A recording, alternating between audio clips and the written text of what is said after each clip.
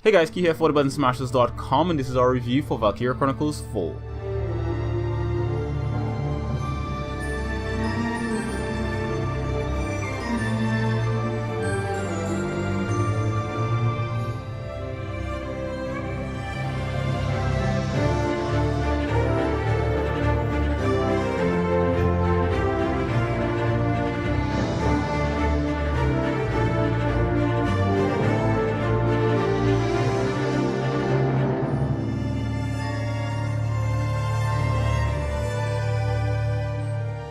Some games are perfect for pick up and play in between all of the things that life throws our way on the daily. Others are, how should I say, they're their own thing. They dominate our time, disregarding our responsibilities. They don't care. They want us all to themselves, and we'd be happy to hand ourselves over to them. Valkyria Chronicles 4 is one of those time sinks, and it's one of the best too. This is a game that requires all of your attention. Its deep systems punish rush play while rewarding patience. 40 hours is not even enough to pass the midsection of this spectacular masterpiece. To truly get your money's worth, you'll be playing this game for more than a couple hundred hours. The game is buried in interesting lore, pages and pages of it. You can literally sit and read for hours and hours without even moving a single character. It's that deep. This is also a good thing for the uninitiated because all of the lore for this series and its world are at your fingertips from the beginning. As you play, more and more of that lore is added to the game, making for an even more engrossing tale. The game also features lore for each of the characters. Each one of them has a personal file, and that file is expanded the more and more you get to know them. Characters open up to their companions the more you use them in battle together. Each character has a story to tell. Some are sweet, others are horrible, all are interesting. They each have likes and dislikes, good quirks and bad ones too. They're like real people but scaled back for easy consumption. One character may have someone they admire in the squad, so they'll try their best when that individual is in the party, while another may just be a bit of a neat freak who starts lower when they crawl through the dirt. Each character has their own traits, and each is a bit different enough to allow for a variety of playstyles with units of the same class. In game, this is managed by a system called the potential system. It buffs and debuffs character stats depending on certain criteria, making each character unique and their struggles more impactful. Characters may also perish in battle, and most experience permadeath. The only characters that don't experience permadeath are the ones that are very intrinsic to the main plot storyline. If you're not able to evacuate a downed character in time, they'll no longer be available for your party, and certain story elements involving them will cease to exist in the game. Of course, if you're an epic, legendary JRPG player, then none of your party will perish, and you'll also have the perfect waifu squad. More on that later. What do you think? Well, they seem friendly enough. I mean, on the surface. Wait, what? They can stand there and talk, but there's still a gulf between them. Call it kind of a hunch. Yeah? You think they're that complex? Guess it's just woman's intuition. Except that I'm a man here. Don't forget it. Like there's any chance of that. But seriously? No guy's got an ass this tight.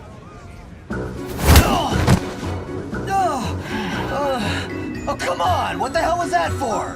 I could ask the same of you. Are you serious? It was just a friendly butt pat between dudes. Well, would you looky here? That was a hell of a swing!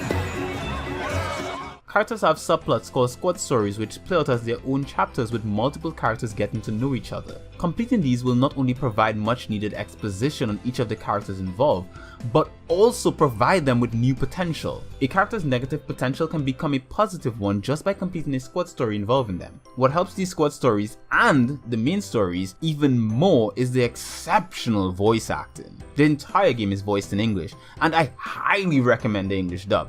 It's so good. The delivery, setting, and situations all make for an exceptional experience that not even a Dalek couldn't empathize with. There was another game that we reviewed that covered war and the horrors of it, a game that we had problems with for celebrating the act. Valkyria Chronicles does no such thing. It lays it all on the table, the good, the bad, and the ugly. All of it with exceptional writing and delivery. By the time the credits roll, you'll honestly care for Squad E. You'll care for the decisions made, the friends lost, and the bonds formed. Even the antagonists are three-dimensional. They're bad guys, yeah, but they're not bad from their point of view. And we get to see why that is. We get two sides of a complicated coin and then some, both being well represented to the point that you feel bad for your enemies on the battlefield while knowing at the same time that you have to win to survive. Valkyria Chronicles 4 paints a very believable setting and covers it in a beautiful hand-drawn anime style. Nothing more needs to be said about the look, just look at it, look.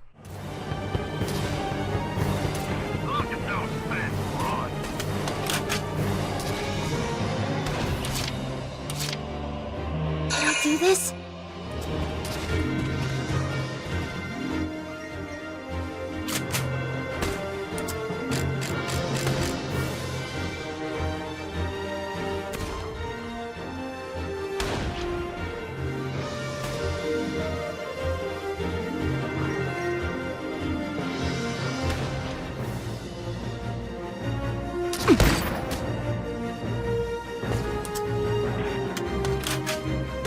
Okay, I actually have something to say about the look, and it's about the character design.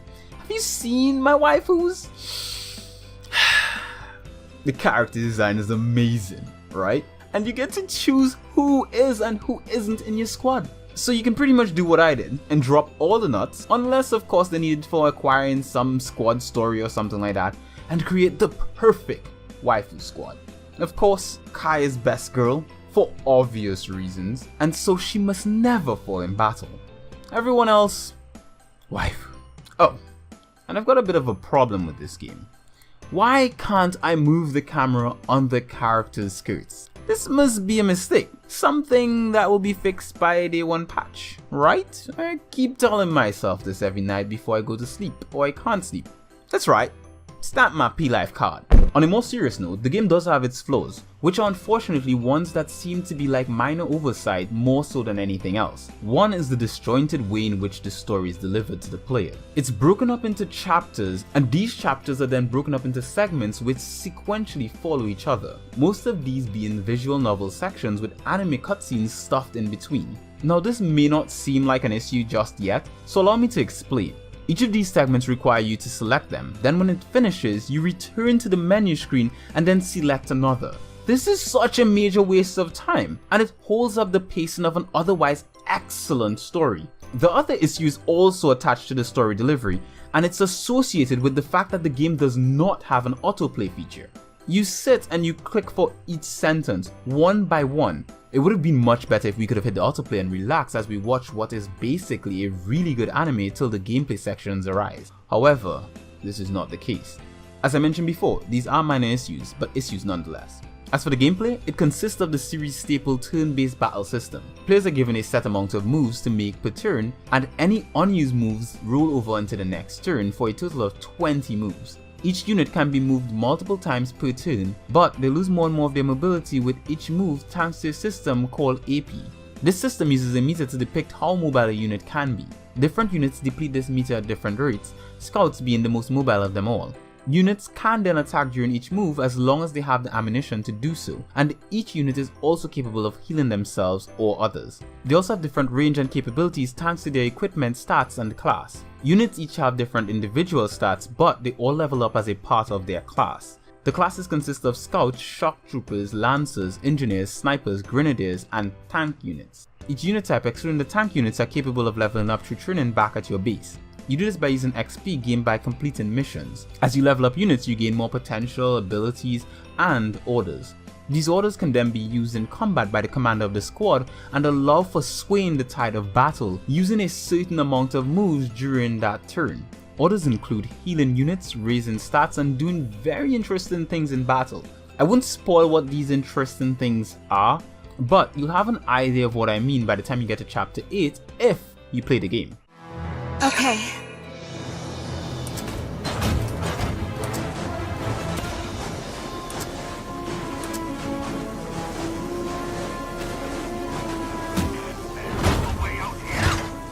Tank units level up a bit differently from other units. They use the R&D system to gain better stats and abilities. This allows you to develop new equipment for your tank and other units throughout the game. The tank parts can then be fitted into a jigsaw puzzle style inventory system. You are limited to what and how you can equip these parts, so good management is required. You do gain more slots in this inventory system as you play, but this happens over time.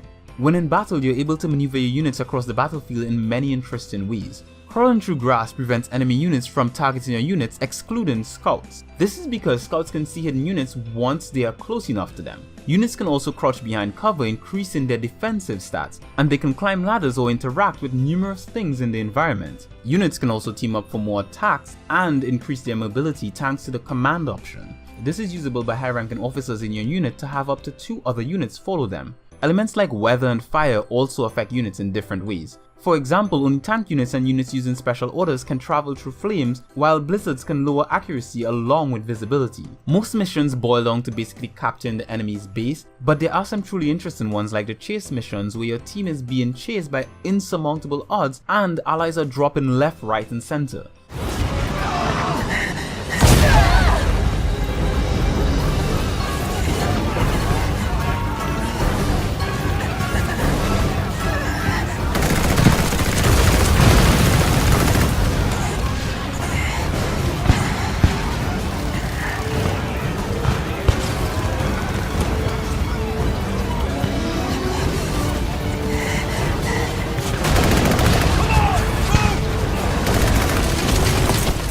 These truly affect the pace and strategy employed in game to make for a really exhilarating experience. Commanders and enemy units are also able to use orders in battle, so targeting them first is always a good idea, as some of those orders are very devastating. That being said, this is a JRPG at its core, and so the right amount of grinding can fix any difficulty. You can do this by participating in skirmishes, squad stories, or by replaying missions. Upon completing each, you gain a rank and XP which can be used to level up your units. The AI is also predictable but competent enough to offer a good enough challenge. Add to that the map design that will keep you guessing what you can and can't do throughout. You will have down units, and you will complete missions without getting an A ranking. Well, unless of course if you grind, that is. If you do that, you can pretty much mainline any situation in the game. That's a full platoon of tanks! Those things are faster and more powerful than we can even imagine! I hear ya!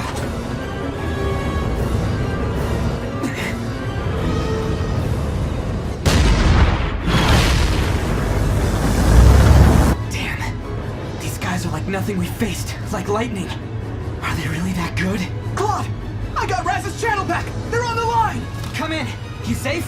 Claude, hurry man! Please, you gotta hurry! So with all that I've had to say so far about this game, here's my final verdict. Valkyria Chronicles 4 shines because of the attention to detail that Sega have added to this entry in such an iconic franchise. It's the perfect strategy JRPG because it focuses on the characters along with the gameplay. This is the game that fans of this series have been waiting for, and I think almost everyone who plays it will agree. If you have the opportunity to get this game, get it. Thank me later. Thank you very much for watching our review of Valkyria Chronicles 4. If you enjoyed this review, make sure to leave us a like and a comment in the comment section below to let us know what you think about this game. And if you'd like to see more content like this from us, make sure to subscribe and hit that bell icon so you'll always know when we put out new content. I also have a big disclaimer before you end this video. We will soon be having a new limited edition t-shirt on our site store for the fans of waifus. You can grab your Waifu Squad version 1 shirt as soon as they become available on thebuttonsmashers.com, and of course, it will include Valkyria Chronicles 4.